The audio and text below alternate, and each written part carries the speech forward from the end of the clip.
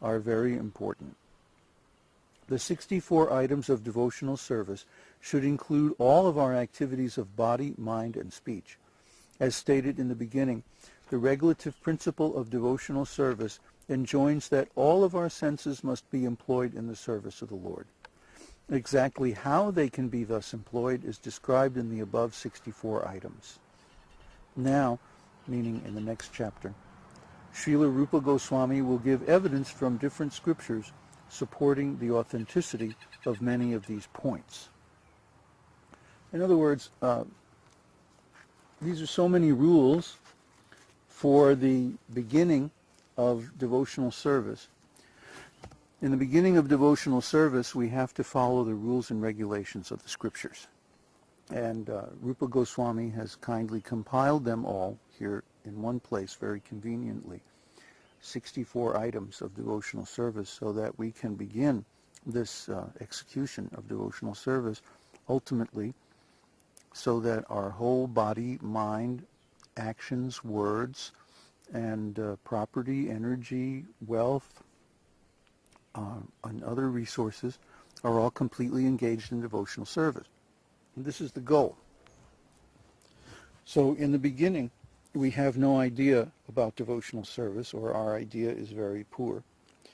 So we have to be given principles or rules to follow.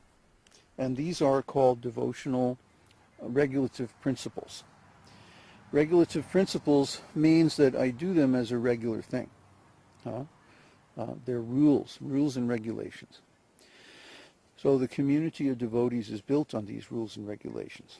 But one quickly realizes that actually if I do all these things, then this means complete surrender. Once you attain complete surrender, from that point, one's devotional service is spontaneous. He sees a need and fills it. He sees an opportunity and he jumps at it.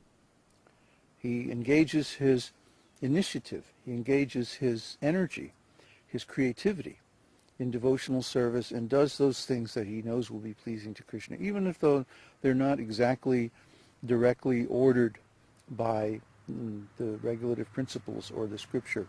He starts to see through to the purpose of the scripture. He starts to see the essence of the relationship with God as being one of service and devotion and love. He starts to realize that Krishna is my friend, and I'm Krishna's friend. And then the relationship proceeds on a higher level. But in the beginning, one should cultivate the mood of a servant. Not forever, but in the beginning, because this is how you learn. You're an apprentice, you're a beginner, you're a neophyte. And you have to accept this and use this mood of a servant to advance in devotional service until you reach the platform of friendship, you see.